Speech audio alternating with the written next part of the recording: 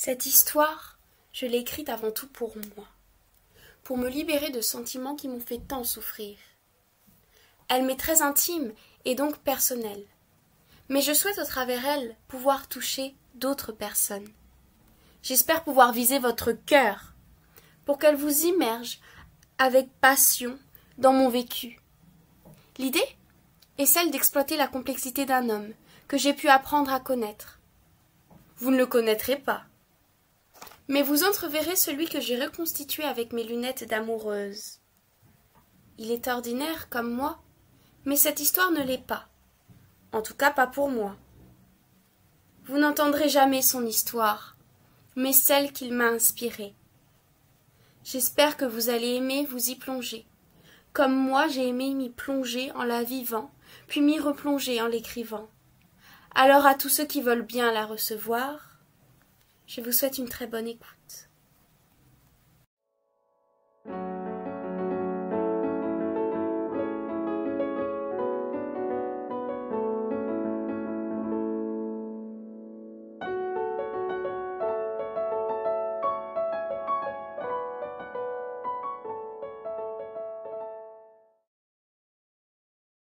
Inspirée ou non, j'écrirai cette histoire. Une histoire qui a du sens, qui fait sens pour moi. Je vous avertis avant de lire ceci que c'est une histoire fausse. Une histoire qui n'a jamais existé, mais qui pourtant ne cesse de se prolonger. Et oui, à force de mettre ces lunettes roses, on finit par ne plus rien voir. Et c'est ainsi que je la nommerai aveuglement. L'aveuglement, cette maladie de tout homme qui se veut sérieux, cette maladie qui nous fait perdre la tête, mais qui, malgré tout, donne sens à l'existence. Sans elle, pas d'existence possible. Sans lui, pas d'histoire possible. Je n'aime pas tant parler de moi, mais je me sens poussée à le faire. On dit que ce qui déplaît envahit et ce qui plaît semble impossible. Non, on ne dit pas ça, je dis ça. Moi, Maria, jeune femme de 20 ans, qui vais vous conter une histoire qui a débuté il y a 2 ans et qui vient à peine de s'achever. Si je devais me décrire, je dirais que je suis floue parce qu'on me dit évanescente. Je suis cette personne qui passe et qu'on ne voit pas, qui ne souhaite pas être vue, mais qui préfère se fondre dans la masse, parce que c'est bien plus confortable. Je m'imagine sous la pluie, dans la rue, seule, comme je l'ai bien souvent été. Oh pardon, je ne souhaite pas me plaindre, simplement décrire ce qui est, ce qui a été et ce que je perçois. Ma vie elle-même est simple, sans souci particulier, et elle se tient toujours à distance de celle des autres chez qui j'apprécie la simplicité d'être. Il y a des choses que je ne peux éviter et qui ne peuvent être simples. Vous l'aurez compris, ce sont les sentiments. J'ignore encore comment je pourrais parler d'eux, mais j'ai beau m'efforcer de les faire taire, ne sachant ni les identifier clairement, ni les reconnaître en tant que tels, ils ne peuvent que surgir à tout instant. Je croyais chercher une solitude, parce que je n'avais plus le courage de voir ce qu'il y avait de beau dans la vie. J'avais abandonné. Je me retrouvais lasse, avec un fort sentiment de vide et de futilité. À des moments, je croyais aller bien. Je souriais, je découvrais des films, des livres, des musiques, des vidéos. Je m'ouvrais même à l'invisible et je m'amusais en trouvant un certain réconfort dans la nourriture qui m'a toujours fait atrocement souffrir. Et ce soir-là, je voulais partir. Je n'en pouvais plus. Je me lamentais encore en me sentant si seule. Je n'avais ni goût ni endroit où aller me réfugier. Alors j'ai décidé de m'enfermer dans un confort. Le confort d'une salle de cinéma.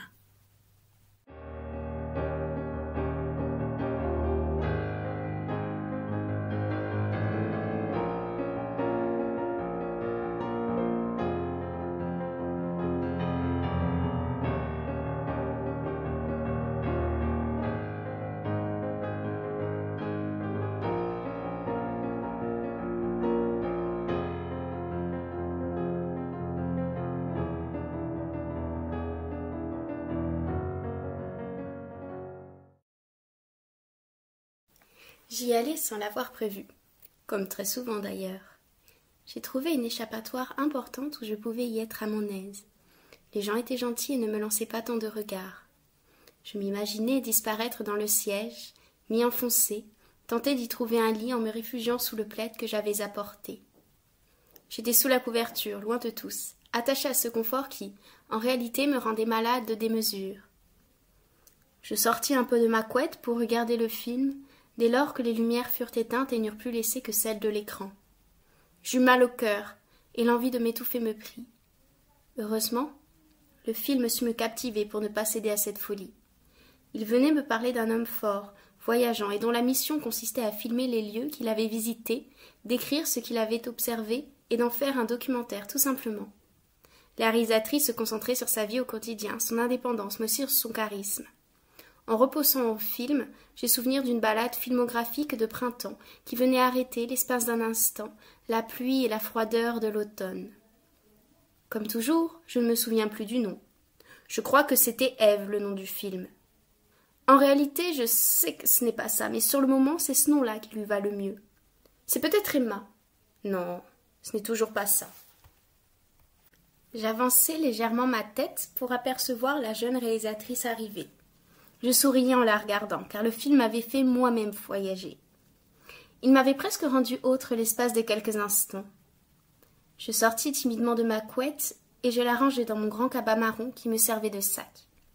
Si on pouvait dire que c'était un sac, car à en juger son apparence, on aurait plutôt dit un déchet. Il me suit encore à ce jour. Je crois que ma négligence m'aura valu et me vaudra encore de nombreux tours. Je me souviens parfaitement de la manière dont j'étais vêtue.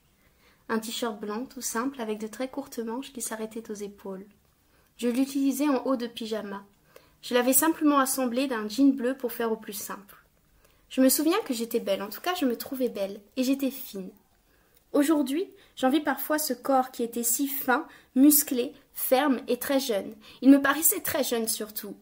Je suis à l'ouse de cette fille du passé qui ne me ressemblait pas davantage, mais qui surtout était encore vierge d'événements, vierge de tout et d'elle-même. Je crois que j'ai passé plus d'un an sans me regarder dans le miroir. Je voulais une pièce remplie de miroirs, mais je passais mon temps à me cacher d'eux. Pour ce faire, je les nappais de grands draps. Il était hors de question pour moi de voir ce qui m'habitait. D'ailleurs, je ne possédais pour ainsi dire rien. Ni corps, ni espace, ni place, ni caractère. Je ne possédais rien et je crois que je m'en contentais. Je passais mon temps à être dans le rien. Mon appartement était vide, je ne voulais pas l'orner de décorations, je ne sortais plus, je ne m'habillais plus, je ne prenais plus soin de moi, je m'encombrais le moins possible et surtout je ne voulais rien savoir sur rien. Je ne cherchais qu'à fuir. J'évitais aussi le contact avec toute personne de la fac, de sorte à n'être en communication qu'avec ce rien, comme si de lui pouvait surgir du fantastique qui aurait pu me transporter au loin. Malheureusement, j'avais oublié que le rien n'avait pas de support. Je trouvais en son cœur une place sécurisante. Il venait me protéger de tout en m'en mettant à distance. Mais cela ne pouvait se faire sans contribuer à ma disparition. Tout au fond, à droite, la salle 2, dernière chaise à droite et dernier rang du milieu, très exactement, là était ma place. Toujours au fond. Il n'y a qu'ici que je pouvais mettre mes lunettes de vue sans y être. Bien qu'affalée sur mon siège, je rehaussais pour écouter les questions posées à la réalisatrice. J'avais moi-même très envie d'en poser une car, paradoxalement, j'adorais prendre la parole en public et j'espérais qu'on serait sensible à mes réflexions. Je me sentais dans une nuit violette aux étoiles noires. Cette image me signifiait que j'étais apaisée, sereine et paisible. Je m'endormais presque tant j'étais bien. Mais le stress de poser une question monta doucement à ma gorge. Il fallait qu'elle sorte. Une énergie du cœur à la gorge s'éleva puis je demandai « D'où le personnage principal tient-il sa force ?» Puis, je redonnai le micro à ce monsieur, qui avait dû parcourir toute la salle pour venir à moi. Il me souriait comme s'il me connaissait. Légèrement déstabilisée, je sortis de ce confort idyllique que je m'étais créé pour lui sourire à mon tour. Je semblais l'avoir interpellé. Je ne compris pas. J'en avais oublié la réponse à ma question. Elle m'échappait. Je me souvenais juste que la réalisatrice l'avait appréciée et qu'elle l'avait trouvée originale. Oh, pardon, le souvenir me revient. Elle m'avait répondu « Je ne sais pas moi-même ». Cette réponse franche m'avait convenu, car elle comme moi avait une fascination pour cette figure masculine qu'elle avait tenté de sublimer. Le personnage exprimait un certain détachement, mais en même temps il était sensible, même s'il avait du mal à exprimer cette sensibilité. Durant le film, on le voyait sortir avec plusieurs femmes, et je n'aimais pas ça. Peut-être par désir, J'ai toujours eu une aversion pour les relations, parce qu'elles ne sont jamais venues à moi, mais aussi parce que je les ai jamais cherchées. J'aimais juste séduire et m'amuser. J'attendais de l'autre qu'il me redonnât un peu confiance, mais surtout pas qu'il vînt me chercher, ou pire, qu'il attendît quelque chose de moi. Je me suis souvent trouvée dans des situations délicates où j'ai voulu que l'autre partît, mais où j'ignorais l'existence du mot non. La peur de blesser l'autre, et tant d'autres, comme la peur de m'oublier dans un partenaire, la peur d'être vue avec mes défauts, la peur d'être sans valeur et sans intérêt. Toutes ces peurs m'empêchaient de devenir qui j'étais et de vouloir une relation, créant alors un vif sentiment d'infériorité et une impression de vide intérieur. Elle m'amenait à développer des sentiments uniquement pour des hommes avec qui je pouvais me maintenir en position d'infériorité et me soumettre volontairement. Peu importe où j'étais mon père en pensée, j'étais sûre que ce monsieur qui animait la soirée m'avait regardé comme s'il était évident que nous nous connaissions, ou qu'au moins nous nous étions déjà vus. Un sourire un peu forcé, qui donna lieu à un léger trouble. Je lui avais souri avec joie, de sorte à réanimer cette atmosphère paisible que je m'étais créée, mais aussi parce que j'aimais bien que l'on m'adressât un sourire et que j'y répondais toujours avec le plus grand des plaisirs. Le sourire est pour moi comme une facilité qui me sauve de toute situation où la peur s'installe. Je souris quand je suis figée. Le sourire me prend, me glace et me rend de marbre, mais je ne peux qu'être reconnaissante lorsqu'il m'affirme qu'il a bien été reçu et que l'on se sent bien en ma présence. On m'apprécie naturellement, entre autres grâce à lui.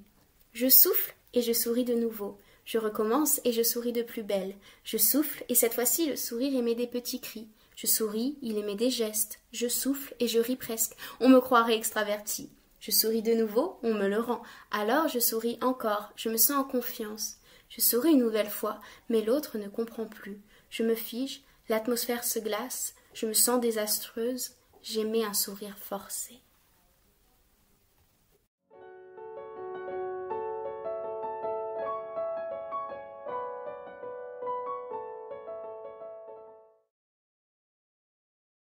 Je sortis de la salle de cinéma, descendis dans le hall, puis m'interpellèrent les affiches. Et si je regardais les nouvelles sorties, me disais-je? Aujourd'hui, je ne peux que dénoter cette incohérence. Pourquoi regarder les affiches de cinéma alors que je sortais à peine d'un film et que je consultais déjà régulièrement le site Allociné? Malgré ça, j'obéis à mon intuition. Attentivement, j'observais l'affiche d'un film où figuraient deux jeunes femmes dont les regards se profilaient à l'horizon et où les cheveux volaient au vent. Un peu cliché, n'est-ce pas? Soudainement, j'eus un frisson. Un homme surgit de nulle part. « Bonjour, je me présente. Je m'appelle Loïs. Ça fait plusieurs fois que je vous vois au cinéma. Je me permets de vous aborder parce que vous avez un profil qui m'intéresse pour un projet. » Voilà le message que je venais de recevoir. Je l'ai sans doute abrégé et réduit à l'essentiel, car la mémoire s'altère. Il n'avait peut-être pas exactement amené l'idée de cette façon. Mais il y a une chose dont je suis certaine et que je ressens toujours en écrivant. Tout s'enchaînait bien trop vite.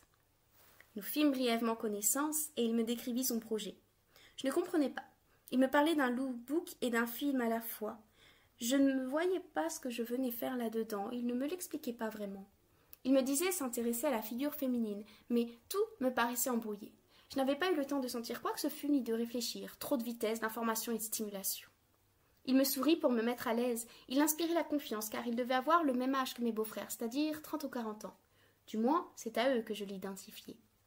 Je pensais aussi à un frère rêvé qui m'avait été retiré, car perdu. Il s'agissait de l'homme qui m'avait donné le micro. Il m'avait reconnue. J'étais prise mentalement. J'en déduisais qu'il vendait les tickets de cinéma et que c'était à ce moment-là qu'il m'avait repérée. J'eus un peu honte de ne pas avoir prêté attention aux gens de l'accueil. Pour être honnête, je dirais qu'il ne m'avait pas marqué. D'ailleurs, il était assez simple d'apparence. Brun, aux cheveux courts, semi-épais et sec, très légèrement dégarni sur le côté de son front, sa barbe et sa moustache étaient courtes et discrètes. Il avait les yeux marrons, assez sombres, il tirait par moments au noir. De taille standard, je dirais 1,75 m, tout fin, il me paraissait jeune. Sa peau était assez claire, et on pouvait deviner sous ses vêtements les grains de beauté qui la garnissaient. En l'observant un peu plus attentivement, on ne pouvait passer à côté de quelques bizarreries. Ses sillons nasogéniens étaient larges et visibles. Il était légèrement recroquevillé et sa tête, petite et légère, donnait parfois l'impression qu'il se projetait en avant. Il posait à peine ses pieds au sol lorsqu'il se déplaçait. Cela donnait l'impression d'une démarche flottante, comme s'il se portait au-dessus de la gravité. Lorsqu'il parlait, il regardait à côté, ou bien il me fixait, mais toujours comme s'il fixait un objectif. Se dégageait alors une profondeur dans le regard qui était en fait de la froideur et de l'absence. De certains gestes suivaient ses paroles, paroles qu'il sortait toujours comme étant des évidences flagrantes. Ces gestes, pourtant brusques, faisaient parfois ressortir chez lui des traits efféminés. Il semblait ne rien calculer, être détendu et vivre dans un monde où lui seul existait. Il me paraissait homme d'action, d'une intelligence certaine, fugace et débordant d'énergie. Je l'imaginais sauter d'une occasion sur une autre, comme une grenouille sauterait d'un nénuphar à un autre. Son corps parlait de lui, ça le trahissait. Sa petite tête et sa démarche me fit penser à un enfant renfermé, voulant s'échapper en sautant de nuage en nuage. C'est certain, cet homme était atypique, contrairement à ce qu'on pouvait penser de prime abord. C'est étrange, mais en le regardant, je songeais à un crapaud. La figure d'un amphibien, puis cette allure de reptile me fit penser qu'il devait avoir le sang froid. Fascinant, effrayant, mais ayant besoin du soleil pour se réguler. Je quittai ensuite ma place d'observatrice pour ne plus rien voir. Dans une approche vraisemblablement amicale, il me demanda comment je m'appelais et si je faisais des études de cinéma. Je lui souris à mon tour, flatté par l'audace dont il avait fait preuve pour m'aborder, du moins je le croyais. J'étais touchée aussi du fait qu'il m'ait remarqué, alors que nous nous étions pourtant qu'à peine vus. Je lui dis brièvement que je m'appelais Maria et que je faisais des études de psychologie. Il reprit très vite la parole, car le temps paraissait lui être compté. Il se pressa. « Ah d'accord » fit-il la mine intéressée. J'observai qu'il ne put empêcher un mouvement de recul quand il apprit la nature de mes études. Il essayait de me rassurer en me parlant de son projet comme d'un petit projet personnel. « C'est sans pression » me dira-t-il souvent. Il expliquait son goût pour le cinéma, me racontant combien il aimait ça, qu'il s'intéressait à la figure de la femme et que bien sûr il me trouvait très jolie. Par voie de conséquence, il me voulait pour son projet. Avec envie, sans crainte et surtout par excès de naïveté, j'allais accepter sans aucune concession. Il discourait sur la photographie, abordant notamment le thème de la captation de la figure féminine par le déplacement de la caméra, en passant par quelques techniques de prise. S'apercevant qu'il partait trop loin, il s'arrêta puis me dit « On en reparlera une prochaine fois. » Je l'écoutais attentivement, en me convainquant par déni que l'ambiance était agréable alors qu'elle l'était frelatée. Pour ce faire, il avait pris le temps aussi de me complimenter sur ma couleur de peau et mon visage, m'affirmant qu'il aimait la diversité des typages et qu'il souhaitait faire figurer dans son lookbook des femmes d'origines diverses. Il insinuait aussi le fait de se déplacer à Paris pour son film. Il s'agissait en fait de deux projets différents, mais qui se reliaient sans être pour autant clairement définis. En relisant les textes qui décrivaient son projet, je me trouvais dans une empathie qui m'a menée au désespoir, puis d'une tristesse profonde, je me trouvais éprise pour cet homme. Là où je ne voyais que du flou, tout venait s'énoncer et s'annoncer distinctement. La fragilité de ce cœur ne sut m'échapper. Je compris à quel point sa douleur ne pouvait se réparer et à quel point sa noirceur était grande. Bien qu'il ne cherchât qu'à la fuir, la menace qu'elle pût un jour venir l'effacer grandissait à grands pas. Il écrivait « Le point de départ est un amour fou et toxique, dévorant et aliénant, qui ne débouchera que sur un grand vide, un sentiment de perte, faussé par un final conflictuel, pollué par le ressentiment. » Je sentais chez lui une énergie fortement différente de la mienne, une énergie vive et instinctive, tout semblait tonner à l'intérieur de lui. Il n'y avait pas le temps pour la pause, et il voulait que je la prenne, cette pause. Était-ce sans doute par inadvertance?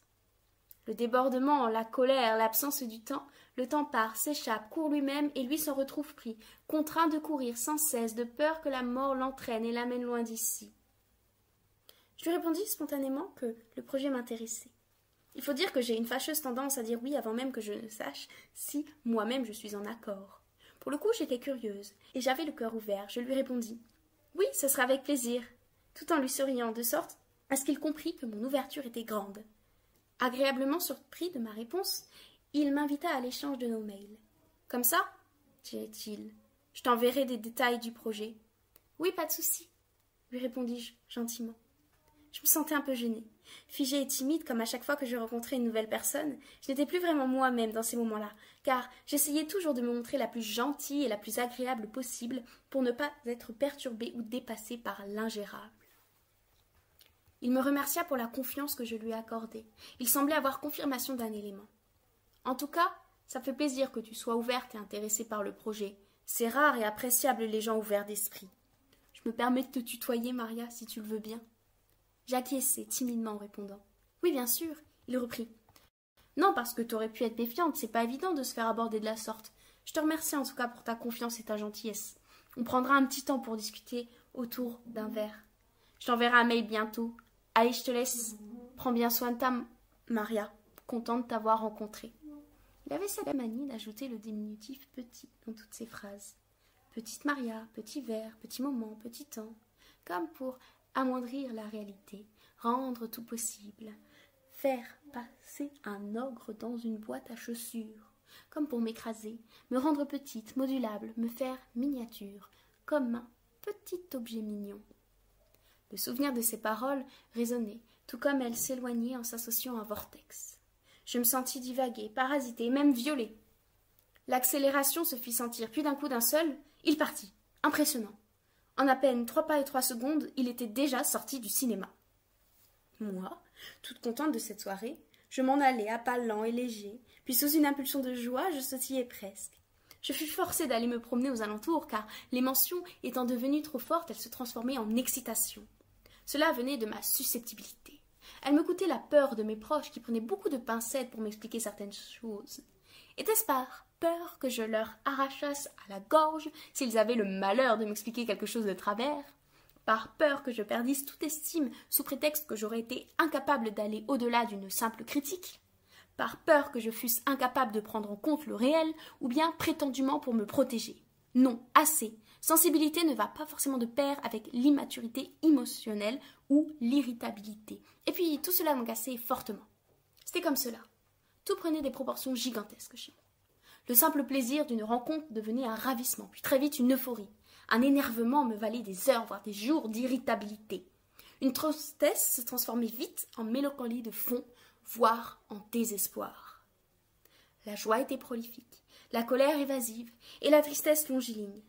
Cette perpétuelle ligne que je suivais m'amenait à croire que seule la tristesse était authentique et que toute autre émotion n'était que volatile et superficielle. Cela est vrai. La tristesse reste mon émotion de base, une trame de fond que je décrirais comme un long chemin monotone.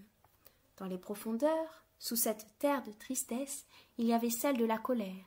Bien plus conséquente, elle représentait mon énergie. D'une grande puissance, elle était presque impossible à maîtriser. Il fallait à tout moment la retenir, autrement elle cracherait et déverserait sa lave sur toutes mes terres et ainsi menacerait de détruire tout, moi y compris. La terre de tristesse était très poreuse, m'était d'une grande aide pour contrecarrer et entraver mes colères. Sa terre spongieuse retenait toute l'eau, ainsi mes lacs ne pouvaient contenir celle-ci. Cela me donnait le sentiment d'être à la fois vide tout en étant très lourde. Cette perméabilité emmaillotait mes profondes colères qui, elles, laissaient ballotter ses couches dans l'âtre-à-terre, ce qui me coûtait de nombreuses fissures. Plus il y avait de fissures, plus le magma grandissait. Plus il grandissait, plus il devait exploser, et plus les vagues de tristesse s'étalaient. La colère grognait et la tristesse temporisait. Quant à la joie, je la voyais surfer sur les vagues de mes terres humides. Elle représentait des fleurs hallucinogènes qui m'exaltaient tout en m'inscrivant dans un joyeux bordel où l'excitation était à son comble et où plus rien n'avait d'importance. Exactement comme un contexte apocalyptique provoquerait chez nous une excitation nerveuse et nous ferait adopter des comportements immodérés et disproportionnés. Le tout accompagné d'un excès de folie, un sentiment qui nous frapperait comme un coup de massue. Et de là, une distorsion se créerait entre la folie et la raison.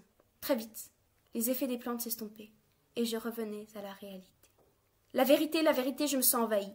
J'écris avec un mal de tête, je n'arrive plus à écrire, la situation, je loupe tout, je loupe toutes les informations qui me semblent nécessaires, je ne m'amuse plus, je suffoque, je me sens envahie à un tel point que je finis par porter un cœur lourd. Je n'ai plus les moyens cognitifs pour observer et comprendre quoi que ce soit. Il ne m'a pas laissé le temps, je n'ai pas le temps. La course a commencé, je me sens déjà nauséeuse, ma tête tourne, je vais m'évanouir, sincèrement, je vais m'évanouir. Je suis lasse, bloquée, plongée dans une course inconnue, effrayante, assez sombre. Je me vois en forêt, à côté d'un château. J'ai le tournis, je ne sais pas où je suis. Où suis-je? Qui suis-je? Je n'en peux plus. Ça tire dans ma tête, on m'étire, on l'attend comme un drap, je m'évanouis. Son souvenir me hante. Loïs, tu m'envahis, c'est pas possible. Comment tu peux m'envahir à ce point? Je veux dire, c'est pas possible. Depuis si longtemps que tout ça est terminé, mon Dieu, mais quelle horreur! Sors-toi de là, dégage, putain! Dégage, parasite! Je ne veux plus de toi, je te supporte pas! Dégage! Dégage, putain! C'est comme un truc, c'est fou! Je tremblote, je me sens envoûtée. L'état de tristesse revient. Les connexions ne se font plus. 2, 3 éléments s'assemblent entre eux, et non. La configuration ne peut se faire. Il reprend la main, il rebelote. L'envoûtement reprend. Je me sens gouroutisée. Je tremblote, je tremble, les mots tremblent, je ne peux plus parler, c'est impossible. Je n'ai plus le temps de penser, je me sens envoûtée, déprogrammée, comme s'il était là, pile au moment où je m'apprêtais à retrouver le pile de mes pensées, pile au moment où j'analysais les liens entre les données, pile au moment où j'allais réfléchir, il était là. Il revenait, se mettait devant moi, je ne pouvais voir que lui.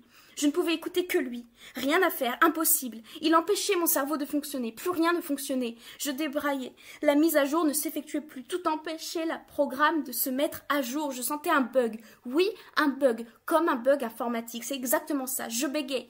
De la même façon qu'une machine buggerait si on lui empêchait de s'auto-reprogrammer. Je me sens comme un oiseau qui pique du bec sans rien attraper. Ça ne va plus, rien ne va plus.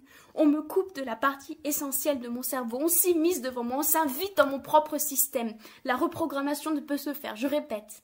La reprogrammation ne peut se faire. Il y a un bug général. Les ouvriers s'activent, courent, gesticulent. Mais il y a un parasite en plein milieu, un espèce de gros chat. Je suis bouche bée, je bégaye encore. Toute la machine bug. Les signaux de peur se déclenchent de la joie. Les signaux de lourdeur déclenchent de la légèreté. Les signaux d'angoisse m'apaisent. Mais bordel, comment est-ce qu'on peut m'empêcher à ce point de fonctionner? C'est impossible. Tout se bloque. J'ai perdu toute l'intelligence de la machinerie. Je ne réponds qu'aux appels. Je suis coupée de moi-même, complètement envoûtée. Il n'y a rien à faire. Seuls les plus grands mages sont capables d'une telle violation. Mon âme est aspirée. Elle est amputée de toute intelligence.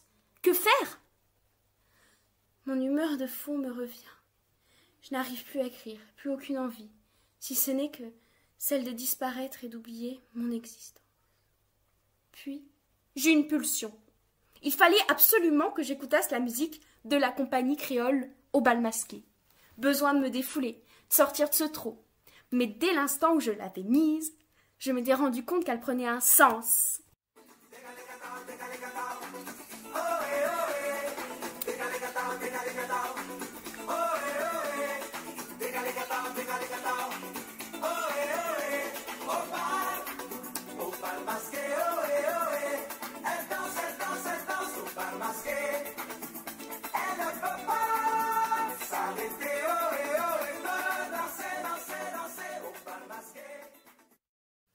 Horreur. Une autre musique m'est venue un peu plus tard. Une comptine que j'adore, mais qui m'a toujours troublée. Sur le pont de Nantes, un bal y est donné, sur le pont de Nantes, un bal y est donné. La belle Hélène voudrait bien y aller, la belle Hélène voudrait bien y aller. Ma chère mère, m'y laisserez-vous aller, ma chère mère, m'y laisserez-vous aller. Non, non, ma fille, vous n'irez point danser, non, non, ma fille, vous n'irez point danser. Monte à sa chambre et se met à pleurer, monte à sa chambre et se met à pleurer. Son frère arrive dans un bateau doré, son frère arrive dans un bateau doré. Qu'as-tu ma sœur, qu'as-tu donc à pleurer, qu'as-tu ma sœur, qu'as-tu donc à pleurer? Hélas mon frère, je n'irai point danser, hélas mon frère, je n'irai point danser. Aussi ma sœur, moi je t'y conduirai, aussi ma sœur, moi je t'y conduirai. Prends ta robe blanche et ta ceinture dorée, prends ta robe blanche et ta ceinture dorée. Elle fit 3 tours, le pont s'est effondré, elle fit 3 tours, le pont s'est effondré.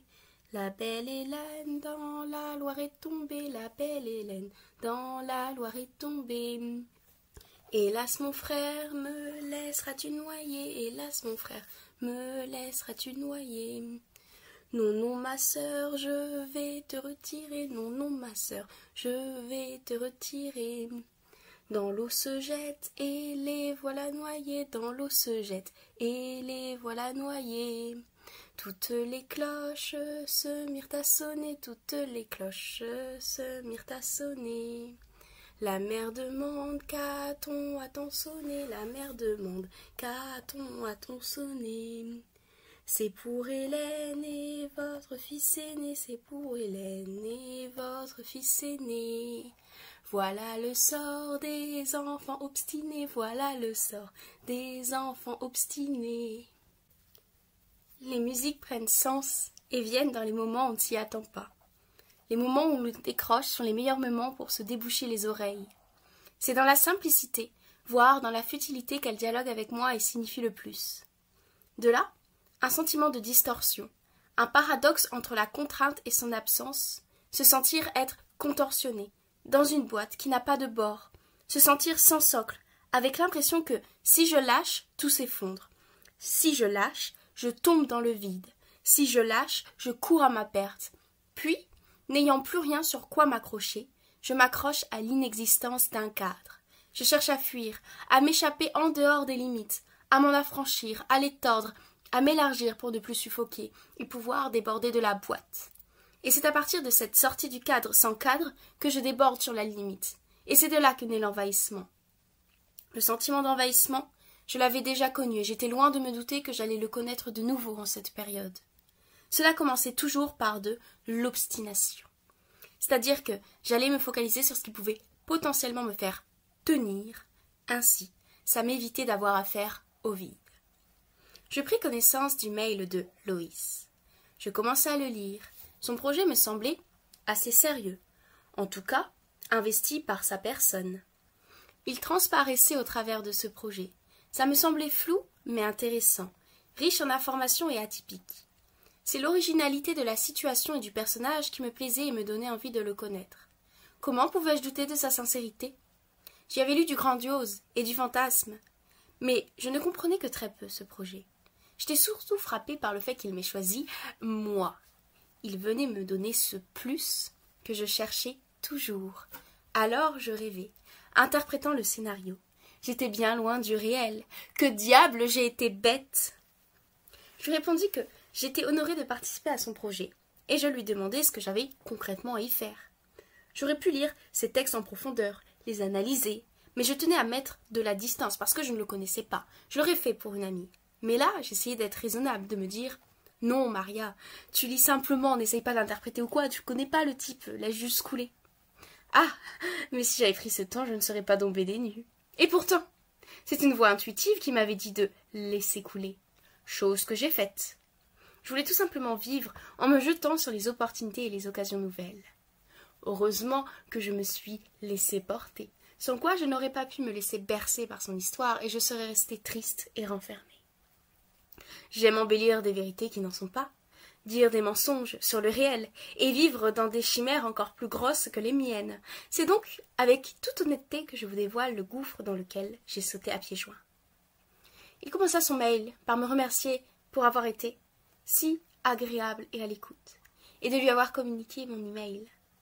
Et la jolie coïncidence et ton bel intérêt pour l'art et la curiosité qui te guident, je serai enchantée avec et au-delà du projet de t'apporter conseils, infos et des petits cours sur le cinéma, mon domaine de prédilection. Puis, il me réexpliquait qu'il réalisait un lookbook figuratif sur la rencontre féminine comme pré-production par le casting sauvage et la grâce des rencontres. J'ai donc pour lui ce petit quelque chose qu'il recherche.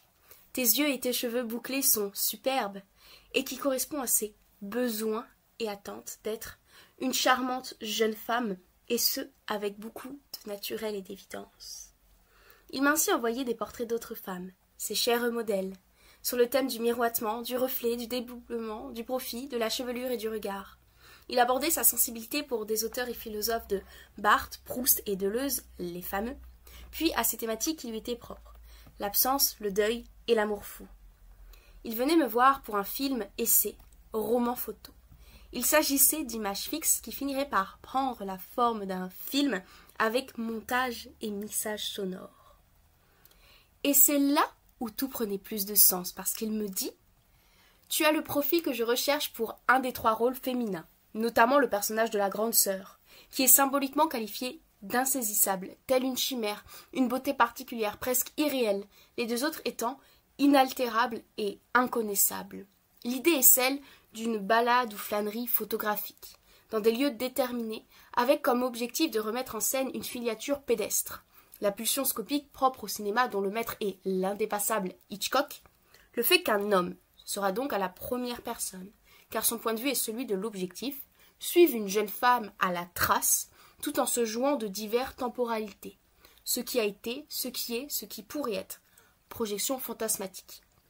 De rupture dans la chronologie du récit, une fiction où la logique des événements et du comportement d'un homme serait déréglée par l'évocation de ses rêves, fantasmes, souvenirs et au présent, la forte mélancolie qui l'étreint, un sentiment d'abandon qui ne pourra se réparer que par l'acte de substitution d'une figure féminine par 2 autres.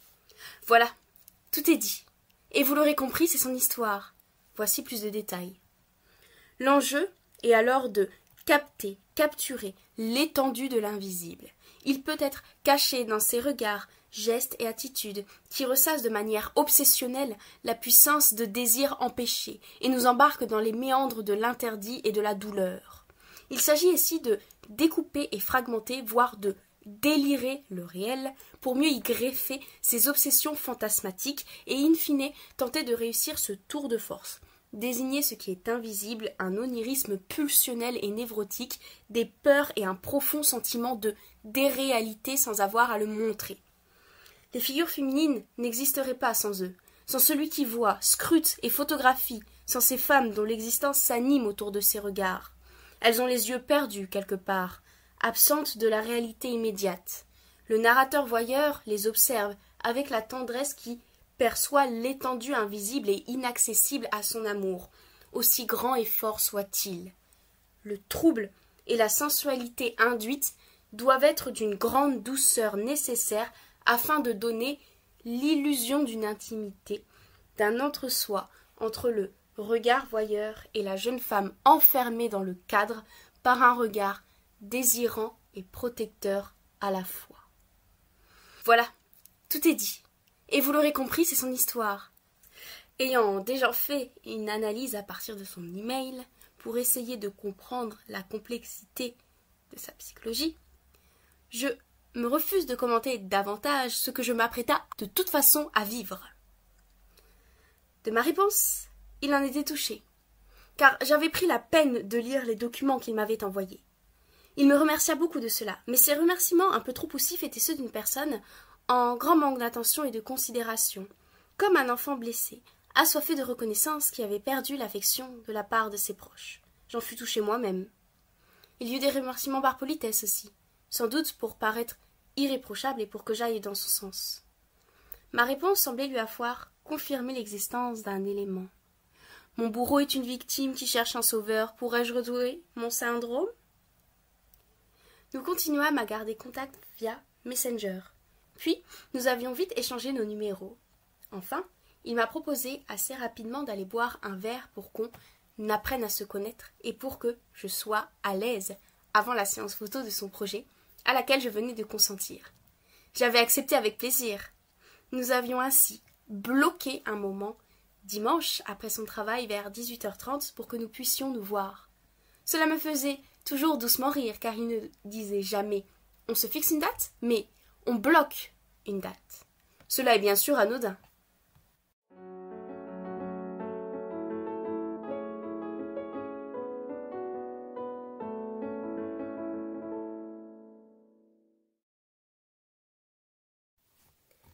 Fin de l'automne 2018, j'attendais patiemment devant le cinéma, situé en plein cœur du centre-ville. Il sortit avec 30 minutes de retard, donc à 19h. Désolé, j'avais plein de trucs à faire, puis j'étais pris dans une discussion, m'affirma-t-il. Je lui avais répondu que ce n'était pas grave. Puis, il avait enchaîné. Je te propose qu'on aille dans la petite brasserie, juste là. Ça te va? J'acquiesçai. J'y vais souvent en sortant du travail, tu vas voir, c'est très sympa, rajouta-t-il. C'était à 2 pas du cinéma. Nous y entrâmes, et il salua les serveurs et le patron du restaurant. Il semblait être connu de tous et avoir un panel de connaissances assez large. Je le suivais. Ça me rassurait qu'il soit là, car je n'étais pas très à l'aise dans les restaurants et les bars. En effet, je supportais mal le bruit, la foule et surtout l'agitation. Je n'étais en fait pas à l'aise du tout, agitation ou non, mais j'ignorais pourquoi. Nous nous assîmes à une table de 2, où je m'en sentis déjà mieux, du fait de me retrouver en tête-à-tête, isolée et au ralenti. Je prenais place sur une chaise, tentant, comme d'habitude, de m'y enfoncer, jusqu'à presque me fondre avec elle. Je souris à Louis pour lui signifier que j'avais bien pris place, que j'étais disponible, prête à l'écouter. Et je rejetais à présent tout stimuli pour me concentrer spécifiquement sur lui. Je projetais déjà sur Louis le rôle d'un protecteur, quelqu'un de familier en qui je pouvais avoir confiance. J'étais fichue. Il se mit en scène, il parla longuement et je l'écoutai chaudement. Il commença par aborder le thème du cinéma. Je lui posai des questions sur son métier. Lui m'expliqua avec précision en quoi cela consistait. Mais je crois que je n'écoutais pas vraiment. Il m'arrivait souvent de penser m'intéresser à un sujet, alors que ce n'était qu'en apparence, parce que j'étais rentrée dans la pensée de l'autre. Mais une chose était sûre, c'était qu'il n'y avait aucune raison de craindre les blancs, car d'un grand débit de paroles, ils trouvaient toujours matière à dire et manière de dire. Grands parleurs, maîtrisant l'art de la discussion et l'engageant facilement, il ne me donnait pas à faire cet effort. J'appréciais. Des petites mimiques se dessinaient sur son visage dès qu'il ressentait du dégoût. De grands gestes, il émettait lorsqu'il était captivé. Son regard se déplaçait à côté, fixant un point ou se plongeant au creux des miens. Cela ne le perturbait nullement que je le regardasse dans les yeux. Rien d'ailleurs ne semblait le déstabiliser. Sa voix était grave, mais assez petite, ce qui donnait parfois l'impression qu'elle pouvait être aiguë. Elle tirait vers le bas, ce qui apportait de la douceur. Mais, striée et cassante, elle assaillait sa propre douceur. Il la posait avec une telle assurance qu'elle portait autant qu'une voix très grave. Vive et volubile, elle s'imposait, et lui se jouait de ses différents timbres pour s'adapter à son interlocuteur. Si je devais décrire Louis en un mot, je choisirais le mot de fermeté. Naturellement, son expression favorite était la colère. On pouvait la déceler facilement lorsqu'il affirmait ses positions. Monsieur avait bien trop de convictions et devenait une véritable machine de guerre dès lors qu'une opinion divergeait de la sienne. Doué pour cibler les faiblesses des autres, il ne pouvait laisser passer aucune contradiction, ni argument fallacieux sous son nez. Mieux valait être d'accord avec lui, et dans le cas contraire, savoir défendre ses idées avec opiniâtreté. Si nos armes intellectuelles étaient conséquentes, ça aurait été lui qui aurait été fasciné et qui se serait soumis en vous idéalisant à son tour. Tout était rapport de force et de domination. Car combien de fois je l'ai vu, en pleine discussion, incapable de lâcher tant il n'avait pas amené ses idées à terme. Insupportable. Par chance, ma vision du monde et mes valeurs se rapprochaient des siennes. C'était typiquement le genre de personne qui, du jour au lendemain, pouvait tout lâcher et recommencer une nouvelle vie en oubliant l'ancienne, abandonnant métier, copine et lieu de vie. Il l'avait déjà fait avant de reprendre ses études de cinéma. « Tu es devant un vide intersidéral » m'avait-il exprimé. « Et là, tu te demandes, qu'est-ce que je fais ?» Il a raison, et je le comprends davantage à présent, mais cette impulsion de colère le dirigeait plus que lui ne la maîtrisait réellement. Dans un sens, ça lui donnait une certaine audace, que l'on ne trouvait qu'à l'issue de celle-ci. J'avais retenu cette expérience de vie parce qu'elle rajoutait du cran à l'image grandiose que je m'étais faite. Pour autant, j'avais relevé le fait qu'il m'ait dit devant un vide et non dans un vide. Un vide et non le vide. Il ne rentrait pas dans ce vide, il en était extérieur. Il n'y avait pas un seul vide, mais bien plusieurs. Effronté, il était, mais je dirais aussi, paradoxalement, froussard. En revanche, on ne pouvait lui retirer son don pour l'analyse et une bonne logique. Il comprenait rapidement et aisément, tout en ayant le sens du détail. Son cerveau fonctionnait bien plus vite que la moyenne, et il était directement relié à son instinct qui, lui, repérait en une fraction de seconde toute inexactitude. D'une grande mémoire, il se souvenait aussi facilement des noms. Ses sens bien éveillés lui valaient des moments de jubilation devant un paysage ou devant un animal. Il avait aussi de bon goût, cinématographiquement parlant, et même plus généralement artistiquement parlant.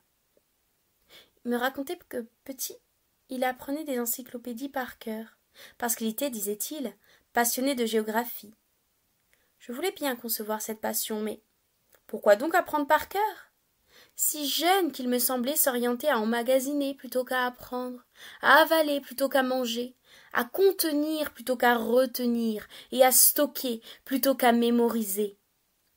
Les informations qu'il recevait semblaient balayer la surface de son cerveau, mais jamais celui-ci ne s'aventurait à de la profondeur de traitement. Alors j'en déduisais que cette précocité intellectuelle marquait celle de son vide affectif. Et je me disais qu'il survivait ainsi, qu'il accumulait la connaissance pour lutter contre un sentiment de vide qui le rongeait constamment. Alors, plus il en savait sur un sujet, moins ce sujet pouvait lui échapper. Le but étant que rien ne lui échappe. Ainsi, il développait des passions immodérées, qui l'amenaient à devenir un expert sur ces sujets. Ces passions elles-mêmes se transformaient en obsessions, parce qu'elles étaient assimilées à des êtres vivants qui, eux, ne pouvaient être investis par son amour. Les relations humaines étaient pour lui rapports de servitude, parfois utiles, mais qui surtout l'empêchaient de se consacrer à ce qui vibrait au fond de lui. Il inversait les sujets avec les objets. Ses passions le représentaient lui, en tant que sujet, mais lui-même ne se considérait pas comme tel, il se considérait en tant qu'objet. Pour donner un exemple, si, au début de sa passion pour le cinéma, il avait dû être dans l'impossibilité de regarder des films ou d'en apprendre davantage sur le cinéma, il s'en serait senti séparé de lui-même. C'est pourquoi il maîtrisait, sur le bout des doigts, des sujets comme le foot, la course à pied, la nutrition, le cinéma, la peinture, Paris, les félins, puis tant d'autres. Il possédait une grande carte mentale. Je trouvais ça fascinant. Mais ce schéma d'attachement et de fusion était-elle une stratégie pour ne pas avoir offert au vide? Comment fuir le vide autrement que par le remplissage? De mon côté, je flottais sur différents sujets, mais je n'allais rarement voir, jamais creuser en profondeur. J'allais encore moins retenir ce que j'apprenais. Je ne retenais pas. Je mettais tout dans une caverne en désordre, et il me fallait des heures et des heures avant de trouver une information qui pouvait être bloquée entre un sac et une bouilloire.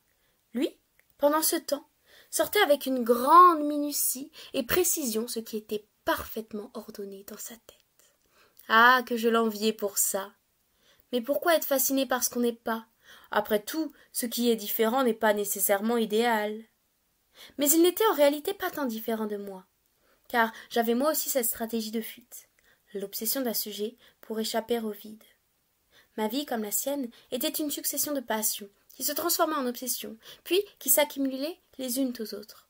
Je pense néanmoins ne pas faire preuve d'une quelconque pathologie obsessionnelle, lui non plus d'ailleurs. Il n'y a que dans les moments difficiles que les obsessions me saisissent. Loïs avait un rapport différent avec elle. Nous n'avions pas la même approche. J'allais me focaliser sur un seul fait, en l'extrapolant par les sentiments, et lui allait ingérer plusieurs faits pour les maîtriser. J'avais peur de me rencontrer, et je préférais m'oublier dans les faits. Lui ignorait son identité, et avait besoin de se construire par les faits. Il tentait de saisir le réel, de peur que sa réalité lui échappe. Moi, je tentais de le saisir, pour que réalité m'échappe. J'ai pris sa réalité pour réelle, et comme il a fui du réel, son attachement m'était devenu irréel. Ce qu'il me racontait était parfois dénué de sens et de sentiments. Il pouvait passer des heures à me retranscrire un podcast qu'il avait écouté la veille. Oui, retranscrire, non expliquer. Il retranscrivait presque mot pour mot ce qu'il avait entendu. Mais il ne me contait pas d'histoire. D'ailleurs, l'histoire de sa vie était floue. Il m'énonçait des anecdotes de temps à autre, mais je peinais encore à recoller les morceaux pour leur donner une construction linéaire. C'est vrai que j'ai toujours eu du mal à replacer les informations sur une ligne temporelle. Je les mélangeais entre elles. J'évitais de lui demander des précisions, parce qu'il aurait pu se dire que je n'écoutais rien de rien, mais j'étais bien incapable de retracer son histoire. De ce que j'avais compris, il avait fait pas mal de petits boulots étant jeune pour survivre, car il vivait dans la pauvreté avec sa mère avec qui il a vécu de nombreuses années et envers qui il ne cache pas son admiration et son attachement. Il dira même qu'elle est tout pour lui et qu'il ne serait rien sans elle. C'était beau et sensible quand il en parlait. Il énonçait le ressenti d'un violent arrache-cœur lorsqu'il avait dû se séparer 2 fois d'elle, de véritables crève-cœurs, dira-t-il. Ce lien fort et intense qui pouvait se tisser entre un fils et sa mère me captivait. Une relation dans ce qu'il y a de plus intense, mais aussi dans ce qu'il y a de plus déchirant. C'est de ce sentiment de déchirure et de son amour qu'il conçoit pour elle qu'est partie l'idée de son film. Une thérapie, me dira-t-il.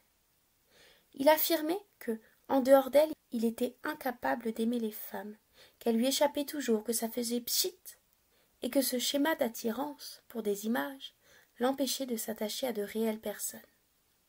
Cette ambiguïté m'intriguait chez lui, car il était autant émouvant et sensible qu'insensible et repoussant, autant dévoilé que distant, autant distingué que vulgaire, et aussi vrai que dissimulé derrière son image, le tout en restant stable dans son inconstance et ses principes. Il restait énigmatique par son inconscience mêlée à son intelligence qui, elle, effrayait, car elle le rendait dangereux, mais elle rassurait aussi, car elle le rendait conscient et lucide. Il apparaissait alors comme un menteur dans la plus grande des sincérités. Chose était certaine, c'est qu'il m'échappait toujours. Lui qui pourchassait ces fantômes fantasmatiques ne savait pas lui-même qu'il en était un. Mais il me prenait tel que j'étais et ne me jugeait pas, ce qui n'a fait que de participer à l'image grandiose que je m'étais faite de lui, car enfin je m'étais sentie vue. Il rattrapait mes erreurs, sans être dans la bassesse du jugement, mais dans une analyse froide et logique des faits. On pouvait parler de tout, sans passer par la forme. Mais j'évitais de toute façon de parler. J'avais bien trop peur de sa grande gueule. Puis je n'avais pas suffisamment confiance en moi pour m'affirmer, surtout face à lui. Puis bon, pour être honnête, ces histoires de confiance en soi, ça n'a jamais signifié grand-chose pour moi. Ça sert à mettre les peurs de tous dans un seul et même bateau qui, forcément, par sa lourdeur, chavire. Résultat, on se noie dans un bain de mer. On est dans le flou. Alors on se met à culpabiliser parce que l'on se croit être manquant. On se sent insignifiant parce qu'indifférent et indifférencié. Malheur! Ma vérité, c'est que s'affirmer, ça signifierait être vrai. Et être vrai, c'est risquer de ne pas plaire, c'est risquer de créer des tensions qui pourraient potentiellement me déchirer de l'autre en coupant le lien. Ainsi, je passe ma vie, pour ainsi dire, à être bloquée entre la volonté d'être moi et la peur de ne pas être aimée pour qui je suis. Je me paralyse et je me flagelle, préférant l'absence et le vide d'une solitude prolongée que la souffrance d'une potentielle séparation. Pour en revenir à son histoire, il avait un frère et une sœur, et un neveu aussi. Il les voyait de temps à autre. C'était le cadet de sa famille. Avec ses expériences et sa jeunesse en milieu associatif, en restauration et dans le commerce, il trouva un poste en tant que vendeur dans un magasin de sport. Ce n'était pas surprenant, parce qu'il aurait su nous faire acheter n'importe quoi tant il savait vendre, mais aussi se vendre. À ce qu'il me racontait, il fut une période où il ne comptait pas ses dépenses. Il n'avait pas les moyens, mais se faisait croire qu'il vivait dans l'abondance, en dépensant son argent dès qu'il en gagnait. Mais à présent, il s'était calmé. Certainement en moyen de réparer la misère connue.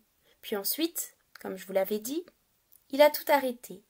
Il ne supportait plus sa charge de travail qu'il jugeait abusive parce qu'elle dépassait largement la valeur des tâches pour lesquelles il était payé. Son poste lui-même était remis en question, car, bien qu'il excellât dans son métier, son comportement était parfois limite. Il magouillait en tentant des ruses pour obtenir des avantages, puis finit par commettre un vol de chaussures. Il le fit volontairement pour se faire envoyer et ainsi pouvoir tirer bénéfice, car démissionner ne lui aurait rien rapporté. À son discours, il m'était toujours convaincant, et ses actes me paraissaient aussi toujours justifiés. C'est ensuite qu'il abandonna son ancienne vie, et se retrouvait devant ce rien, et c'est de là qu'il décida de reprendre des études. Il regagna un nouveau poste dans la vente, mais non standard, puisqu'il était aussi responsable du cinéma. Son comportement, lui, restait encore parfois limite. Ses projets et sa répartie primaient sur la barrière entre le professionnel et l'intime. Elle pouvait être inexistante, car il s'emportait facilement. Mais on ne lui disait rien. C'était un travailleur efficace, qualifié et respecté, qui se donnait beaucoup et qui, par passion, ne comptait pas ses heures. Cette absence de barrière et ses aptitudes sociales le présentaient comme un être à caractère très humain. Il avait du culot, et je percevais ça comme une qualité, une spontanéité naturelle. Mais j'étais bien loin de me douter que son caractère était parfois très déplacé. Il contribuait à favoriser le contact et l'échange, en ne prenant pas les gens pour de simples consommateurs. C'était pour moi une de ses plus grandes forces, une de ses plus belles facettes, celle qui m'avait attirée avant tout. Cela m'amène à penser que c'est une personne importante, qui a un rôle à jouer, car il a une grande influence sur les gens qu'il rencontre. Je sais que, malgré les discours extérieurs, il restera fidèle à ses principes, puis connecté à sa nature. Ainsi ne se laissera-t-il ni déshumaniser, ni dénaturer.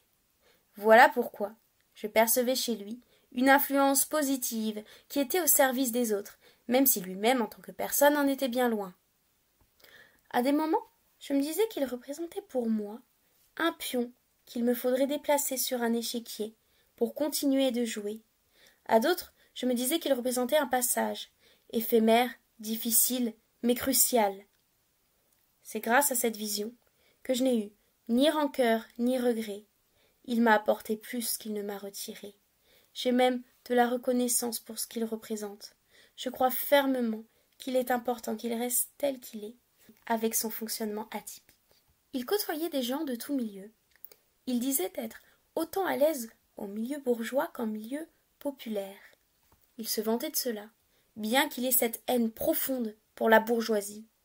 Lui n'aimait que la simplicité, c'est-à-dire le naturel d'un être qui s'exprime avec vérité, sans artifice, d'où l'honnêteté et la franchise qu'il plaçait comme étant la plus haute de ses valeurs. Avait de l'estime pour lui toute personne qui se montrait sincère et authentique. C'était son tact et son adaptabilité qui lui permettaient d'aller à la rencontre de la diversité. Il appréciait la richesse que pouvait offrir le monde. Recherchant les opportunités nouvelles, il avait pour prochaine étape d'aller vivre dans la montagne. Sportif, débrouillard et aventureux, il rêvait de vivre seul en pleine nature. S'étant déjà lancé dans des marathons, il fantasmait à présent à l'idée d'escalader ces montagnes. Il appréciait les animaux aussi, et cherchait à rentrer en communication avec eux. Il s'en sentait plus proche parce qu'il retrouvait chez eux une nature instinctive qu'il partageait. Sa parole pouvait ainsi se perdre, puis être reçue, sans les désagréments affectifs propres à l'homme. Il leur témoignait pour leur nature un grand respect, ne serait-ce déjà que par son admiration. On ne pouvait, en l'écoutant, douter une seule seconde de son humanité. Il adopta récemment un chat, avec qui il entretient une relation fusionnelle et passionnelle. Il passe ainsi son temps à apprendre du nouveau sur le comportement des chats, des félins. Il joue avec lui, le caresse, le prend en photo, différencie même ses différents types de miaulements, et aménage son appartement rien que pour lui. Il s'adapte à son rythme de vie, et il vit aussi en fonction de lui. Il ne le quitte plus. Il y tient comme à la prunelle de ses yeux, et je n'exagère même pas en utilisant cette expression un peu pompeuse. Lui-même l'affirmait. Notre relation est plus que fusionnelle, peut-être trop, lol. Et voilà que le schéma se répète. Oui, au passage, il était parfois un peu ringard dans sa façon d'écrire ses messages, un mélange très bizarre de je m'en foutisme et de naturel mêlé à un excès d'adaptabilité. Ça me faisait rire, ça me plaisait, il me plaisait. En tout cas, il se sentit déchiré et vide dès qu'il avait dû se séparer de son chat pendant 3 jours parce que l'animal s'était fait une fracture à la patte. Cette lacune affective et cette identification exagérée à un chat comme étant une partie de lui-même, je l'avais connu un peu, mais lui en était gravement atteint, comme on aurait dit dans la famille. C'était très révélateur de sa psyché. Étant moi-même dans un délire de fusion, je le comprenais dans un sens. Lui cherchait à fusionner pour se trouver parmi le tout, et moi pour me perdre et me fondre dans le tout. Il recherchait en l'autre une partie de lui, et moi je cherchais à être autre. Il cherchait l'absence dans la présence, et moi la présence dans l'absence. Le vide me faisait oublier ma présence, et lui cherchait à le remplir de faux pour ne pas connaître sa propre absence. La folie de son attachement me rassurait, parce que ça montrait le fait qu'il était bien réel et fait d'os et de chair, puis ça me confortait dans l'idée que j'avais eu raison de ne jamais douter de l'existence de son cœur, malgré ce que mes proches avaient pu m'en dire par la suite. C'était un homme très touchant, qui aurait pu être plus sensible si sa psychopathie n'avait pas été constitutive de son identité. Rien ne me séduit plus chez un homme que la sensibilité, mais celle de Loïs, si elle avait été trop développée, l'aurait tué. Il restait tout de même connecté à ses sens et à son environnement. Il s'y ancrait et interagissait avec lui facilement. Il prenait les informations comme elles venaient et agissait en fonction de l'information qui lui arrivait dans l'immédiat. Ainsi réagissait-il très vite aux propos de son interlocuteur. Il parlait vrai et avec implication. Il ne se perdait pas non plus dans des anticipations inutiles. S'il n'y avait pas des raisons dans l'instant d'aller mal, eh bien, tout allait bien pour lui, et il ne se tracassait pas sur ce qui allait advenir. Se dégageait de ce fait une énergie relaxante. Il était détaché. Qu'on l'aimât ou qu'on ne l'aimât point, qu'on vînt ou qu'on ne vînt pas, il s'en fichait. Il restait indépendant. Ainsi se présentait-il comme étant sans artifice, et disait détester les faux semblants. Éclectique et facilement abordable, il vous aurait à coup sûr gratifié d'une conversation longue et enrichissante sur un thème en commun. Comme il disait ouvertement ce qu'il pensait, il serait probable que vous vous ouvriez facilement à lui et que vous vous attachiez au personnage. Il avait comme un don pour débloquer les gens. Mais ne commencez pas à le prendre pour le psychologue de service. Il aura vite fait de passer à autre chose, car il ne peut gérer la souffrance, et encore moins s'encombrer de celle des autres. Il fuit cela comme la peste, et cherche toujours à se tirer des situations conflictuelles qu'il a bien souvent lui-même créées.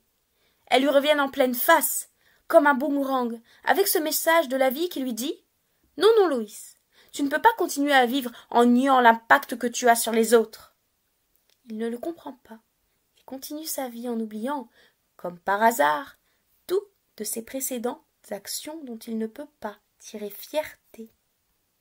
L'exception restait lorsqu'il voulait séduire une femme. Il aurait fait cet effort et prendrait le rôle d'une oreille attentive, bienveillante et ouverte d'esprit. Là, histoire d'enfin pouvoir vous saisir. Il cessera alors subitement de parler, puis il vous écoutera avec grande attention, émettant des sourires de temps à autre. Vous remarquerez qu'il a un regard fixe et qu'il passe brutalement de la prise de parole à l'écoute. Lui, qui est plutôt attentif à l'extérieur, restera cette fois-ci focalisé sur vous, ce qui au passage reste déstabilisant. Il n'est ainsi pas réellement dans l'écoute, mais plutôt dans la reproduction d'une position d'écoute. Il n'est pas là pour soulager nos maux, mais pour accumuler les mots. Il se place en tant que recueil et cherche simplement à soutirer des informations de vous.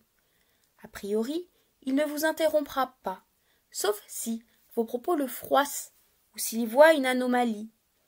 Il émettra des sourires de sympathie si vous parlez avec votre cœur. On devine qu'il s'en protège et qu'il y est bien à l'écart, mais il restera néanmoins ouvert et intrigué.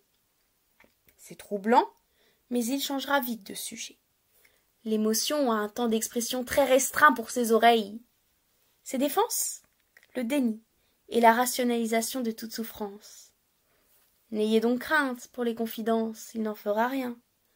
En revanche, si vous vous attachez à lui, commencez à craindre fortement même, parce qu'il n'est là bien souvent qu'en parole, mais pas en acte.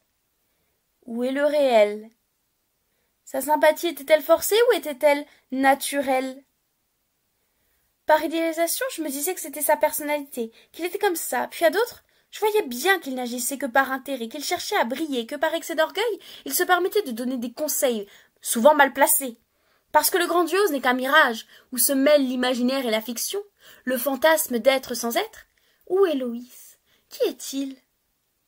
Mais la richesse de ces expériences qui m'enivraient et qui me faisaient voyager, moi, captivée par cette vie qui émanait de lui, au travers de ces récits, je me procurais une vie qui m'était absente. La mienne me semblait pleine d'ennui et monotone. Je l'aimais pour son être, pour l'interprétation que je me faisais de lui. J'avais envie de le suivre, et ça, peu importe le danger qu'il pouvait représenter. Il me stimulait intellectuellement. Il était capable de me donner goût à sortir de ma bulle par le simple fait de sa parole. J'étais addict à cet effet. J'étais comme accro à lui, aux effets de sa personne sur moi, comme à ceux d'une drogue. Je me sentais vibrer.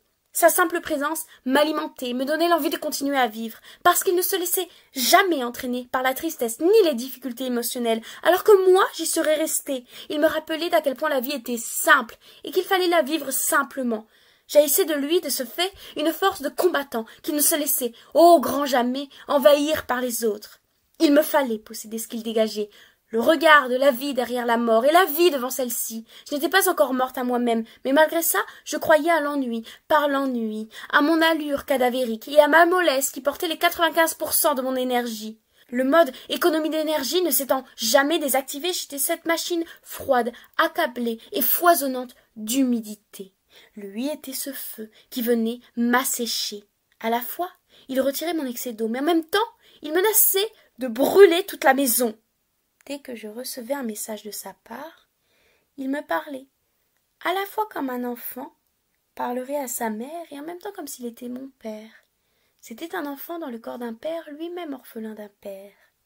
Il ne voulait pas d'enfant, mais il m'avoua que peut-être il aurait voulu un fils pour qu'il puisse l'éduquer à sa façon et lui inculquer tout son savoir, de sorte à ce qu'il soit le plus idéal possible. Il se faisait croire qu'il voulait être seul. Mais c'est parce qu'il ne tenait pas à s'engager, puisqu'il n'éprouvait pas de sentiments pour les femmes. Il essayait ainsi de se mettre à même niveau que moi, comme s'il était mon ami. On pouvait ne pas se voir pendant un an, il me reparlerait de la même façon que si nous nous étions vus la veille. Remarque, il m'habitait tellement que cela n'aurait rien changé. Il restera toujours pour moi une terre connue. Ce ton dans son adresse était caractéristique de son déni. Il semblait contraint de jouer plusieurs rôles en même temps, pour tenter de se constituer une identité, comme s'il en était dépourvu. Mais c'est pourtant ce curieux mélange qu'il a lui donné. Elle en était, même, par son étrangeté, plus intrigante et intéressante que d'autres. On ne pouvait pas lui donner une place spécifique. On s'adressait à lui comme on s'adressait à tout le monde. Il représentait pour moi mon fils, mon père, mon frère, mon ami, mon compagnon, mon amant, moi-même et un inconnu. Lui me dira un jour qu'il recherchait une femme qui soit à la fois sa mère, sa copine, son amie et sa sœur. Je ne sais pas si je le saisis ou si je me refuse à rentrer dans sa folie, car en étant tout le monde, on est à la fois personne et en même temps multiple. Il en aurait presque une identité dissociée. C'est de la spécificité que part la fascination d'où se prennent les âmes en quête d'un amour perdu. Il était tout sans être. Moi, je me sentais être le noyau qui englobait le tout. J'avais fortement envie de me fondre en lui, comme de me fondre dans le tout, parce que j'avais cette énergie qui prenait le tout, et lui se prenait pour tout. Comme il ne l'était pas, la désillusion s'est installée. Ce fameux homme avait du flair. Il m'avait scanné. Il connaissait déjà tout de moi avant même que nous nous rencontrions. Il savait comment j'allais agir, ce que j'aimais, ce que je n'aimais pas, mes qualités, mes défauts. Il savait tout, absolument tout, et en plus de ça, il ne se trompait que très rarement. S'il me voyait par exemple comme étant intelligente, sérieuse et consciencieuse, il allait interpréter mes comportements comme étant conformes à cette image. Je me montrais souvent négligée, stupide et résignée. Il n'en tenait pas compte. S'il avait décidé que j'étais sérieuse, intelligente et consciencieuse, quoi que je fisse, je l'étais forcément.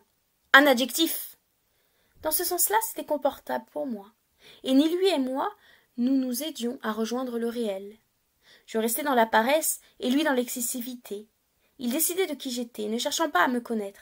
Après tout, à quoi cela lui aurait-il servi? Il était incapable de quitter son manichéisme. Avec lui ou contre lui. Pas d'intermédiaire possible. Avec moi, il a été très dépendant, puis distant, sans nuance. J'étais ce qu'il pensait. J'étais sa propre construction fantasmagorique. J'étais qui il voulait bien que je sois. J'étais à sa guise, pour finalement n'être rien. Il n'y a jamais eu de relation ni d'échange, car il était incapable de me rencontrer.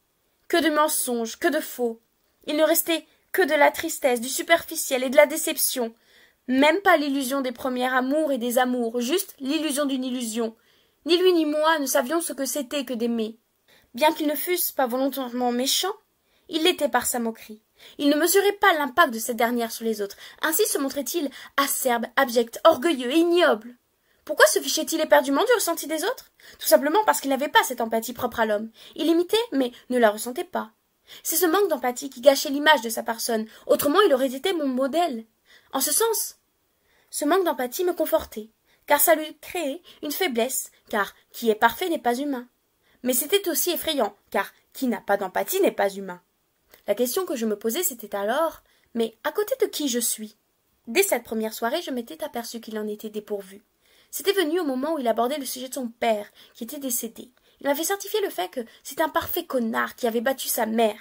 Il m'en battait avec tellement d'indifférence et de mépris que l'on devinait qu'il n'avait lié aucun attachement avec cet homme, indépendamment de ses actes. Ce n'était pas de l'apparence, il n'avait réellement construit aucun lien affectif avec lui, c'était effrayant. C'était pour lui un inconnu, qui avait martyrisé sa mère et qui, par ses actes, devait être buté, disait-il. Ce rejet et ce dégoût qu'il manifestait à son égard permettaient de rendre compte de la violence de la situation avec laquelle Loïs avait été confronté. Arraché de l'être qui nous donne la vie, arraché de la vie elle-même, arraché à nous-mêmes. Cette identification à sa mère comme symbole de vie et la projection de sa propre violence sur la figure de son père se manifestaient dans ses relations. Il avait ceux qu'il considérait et desquels il prenait toujours la défense comme si on l'attaquait personnellement, puis ceux qu'il ne considérait aucunement. Louis était un animal dans ce qu'il y a de plus brut, de plus ferme et de plus sauvage, un joli mignon petit prédateur, encore plus gros que les nôtres, si bien qu'on ne le voit pas. Les gens qu'il détestait le renvoyaient à son vécu, à ses blessures d'abandon et de trahison. La colère montait, les émotions déraillaient, la menace de mort jaillissait. Ils étaient perçus comme les fautifs d'un échec vécu. C'étaient eux qui avaient causé sa mort à l'enfance, eux qui avaient causé son déchirement, eux qui avaient causé son détachement, eux qui avaient construit un fossé entre lui et les autres, eux qui l'avaient faussé, eux qui reflétaient la rengaine, la hargne et la misère de sa vie. Lui ne pouvait que pleurer. Il pleurait sans savoir qu'il était triste. Il pleurait sans larmes. Il pleurait de l'impossibilité de la rencontre, l'impossibilité de se connaître et de se toucher soi. Cloisonné dans une pièce miroitée reflétant le réel, impossible de sortir, souffrance terrible qu'elle ne peut qu'être refoulée, souffrance terrible qu'elle ne peut être ressentie, souffrance terrible qu'elle l'a menée à un désespoir sans nom. N-O-N. Et j'ai mis cette hypothèse par empathie, mais au fond, c'est peut-être faux, il n'est peut-être pas de même nature, je le sais. Il faut pas que je m'obstine, il n'est pas de mon nom. Et moi, qui me l'imaginais encore, dans cette pièce remplie de miroirs, reflétant l'extérieur, et lui, cherchant à s'en sortir par imitation, se disant inconsciemment « C'est peut-être en imitant que l'on peut ressembler, c'est peut-être en ressemblant davantage que l'on peut parvenir à effleurer, puis on pourrait presque toucher, palper, et peut-être trouver une issue, parvenir à sortir de soi. Mais non, il ne peut se rencontrer, on ne peut pas rencontrer l'absence. Et cette différence, il devait la connaître, car il cherchait à se donner une image. Il se vantait d'être adaptable, alors qu'il cherchait à prendre toute la place. Il moquait d'authenticité, tout en cessant d'expliquer en quoi c'était une personne vraie et entière. Il cessait de se mentir à lui-même, tout en voulant renvoyer l'image d'une personne franche et honnête. Cette phrase, je crois que je l'ai entendue plus d'une vingtaine de fois sortir de sa bouche. Et encore, je suis anti. Je suis quelqu'un de franc et de transparent. Ah oui, pour le coup, il est entièrement transparent, puisqu'on est capable de le connaître rien qu'en l'écoutant ou en l'observant, si tant est qu'on se penche un peu sur son cas. Il dit vrai comme faux, il est sans filtre, comme il l'explique lui-même. Il n'y a pas de scission entre sa conscience et son inconscient. Celui-ci sort de façon spontanée et inattendue. Alors, il déclame sa détresse. Je suis incapable d'aimer, je ne ressens rien, je ne changerai pas, je ne te lâcherai pas, je ne changerai pas. Il ne ressentait jamais d'angoisse ni de stress. Il ne distinguait ni les gens ni les âges. Il s'adressait à un inconnu de la même façon qu'à un proche. Il se forçait aussi beaucoup sur ses traits. Toujours quelques secondes de décalage lorsqu'il répondait à mes sourires. Ce n'était pas naturel pour lui de sourire. Ce n'était qu'un calcul logique. Situation sourire A, personne connue, donc sourire A. Et moi, je continuais à lui trouver de la beauté dans l'effort qu'il faisait pour s'adapter, dans le sourire qu'il m'accordait, même faux. Je voulais croire en son être, en son être. Je ne voulais pas croire que l'on puisse réellement se foutre de tout, moi qui pourtant essayais de m'en convaincre. Je savais que c'était faux, et je croyais fermement que lui comme moi on se voilait volontairement la face, sauf que nous, en fait. Lui se fout royalement de tout. Je pensais l'aimer, parce que je l'avais vu comme un enfant vulnérable à protéger et à prendre sous mon aile. Je pensais ça, car je me sentais être mère et mon instinct maternel ne voulait pas me quitter. Ainsi, mon cœur s'est laissé dépasser, s'est retrouvé dans un flot confus et visqueux, et je n'ai pas su garder raison. Je cherchais à m'accaparer son cran et son indépendance parce que je voulais refléter l'image d'une femme qui se fait respecter. Ne vous approchez pas trop de près, sinon je mords. Au lieu de ça, il était inscrit sur ma figure. Vous pouvez abuser de ma naïveté, il n'y a aucun souci. Et ça, tout inconnu le savait. On s'adressait toujours à moi en premier lieu pour tirer un quelconque profit. Dorénavant, je ne pense qu'à ces choses, me protéger, me préserver, de tout temps, de tout lieu et de toute circonstance. Loïs, je ne le romantise plus. Je vois ses caractéristiques comme différentes des miennes, mais je ne le vois plus comme des idéaux. Il n'est pas idéal, il est. Et c'est tout. Je ne conçois même plus qu'il puisse susciter chez moi l'admiration ou l'obsession. Je ne le recherche plus à présent, ni même ne cherche ses facultés. Il reste un personnage, mais un personnage que j'aurais plutôt envie de fuir et qui ne me fascine nullement. Je crois même que je le trouverais insupportable. Mais parfois, je voudrais revivre ces moments où je me laissais amadouer par son charme, être de nouveau sous son regard malsain, retrouver l'importance que j'avais perdue, puis rentrer à l'intérieur de lui dans un jeu pervers. Lui comme moi avions aimé le film Phantom Thread de Paul Thomas Anderson. Inutile de justifier en quoi. Même des années après, j'ai encore de l'attachement. Mais au fond, toute envie à son égard s'est envolée. J'écris pour sortir toute trace de sa présence en moi. À présent, je peux me l'avouer avec force et certitude. Loïs, je ne t'aime pas. Même quand je croyais t'aimer, je ne t'aimais pas. J'aimais ce que tu n'étais pas. Peut-être que j'ai simplement aimé et perçu ce que tu aurais pu être. Non, je ne le vois pas, je l'ai jamais vu. Loïs, je sais pas qui tu es, ni ce que tu as été, ni que tu seras. Ta forme diffère selon le placement que je choisis pour toi. Apparemment, un certain homme, fait de chair, me saluerait de temps à autre. Il me balancerait 2-3 banalités et me proposerait d'aller de nouveau boire un verre. Curieux de demander ça à une femme qui l'indiffère. Mais c'est vrai qu'on nous apprend à être poli et à se montrer sociable, donc ça peut s'expliquer. Mais ce que l'on ne peut pas expliquer, c'est l'expression faciale de cette femme qui le regarde avec de l'engouement. Est-ce de la joie, de la tristesse ou de la colère? Non. Il me semble que l'expression reflète de l'humiliation. L'homme dirige et oriente la conversation de sorte à s'enfuir et à éviter tout reproche. Après tout, s'il s'est montré poli, je ne vois pas pourquoi on devrait lui faire des reproches. Il n'a rien fait. Puis, s'il a fait quelque chose, ce n'était pas volontaire. Alors bon, passons, hein? Pendant ce temps, une énergie prolifère dans la continuité d'un être. Femme forte, femme morte, recherche. Il se sent arraché de lui-même, creux. Elle se sent incomplète, recherche sa moitié.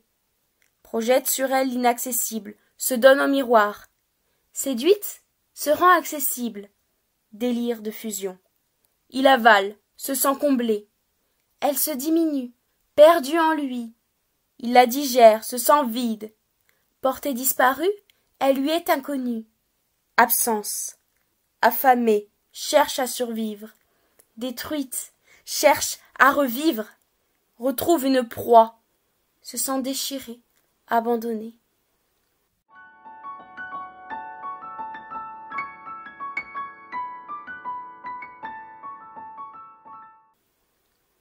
Mais veux-tu une évidence ce matin, le jour de son anniversaire. Je voulais le lui souhaiter, comme un prétexte pour le recontacter. Une voix m'a dit « Non, c'est du passé, arrête, faut passer à autre chose !» Mais impulsion forte, attachement immodéré. Je lui envoie un message, me présentant, sans peur ni désir de le revoir. D'égal à égal, il me répond, comme si notre relation était vierge, toujours dans le déni. Nous nous échangeons de nos nouvelles, puis une chose incroyable s'est produite. Pourtant identique à lui-même, une chose avait changé. Mes lunettes avaient éteint. Un homme je voyais, une femme j'étais. Le temps s'était altéré. Un Loïs s'était envolé, une ligne temporelle s'était créée.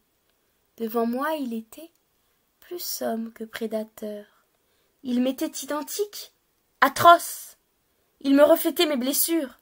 Sublime, il me reflétait mon propre progrès.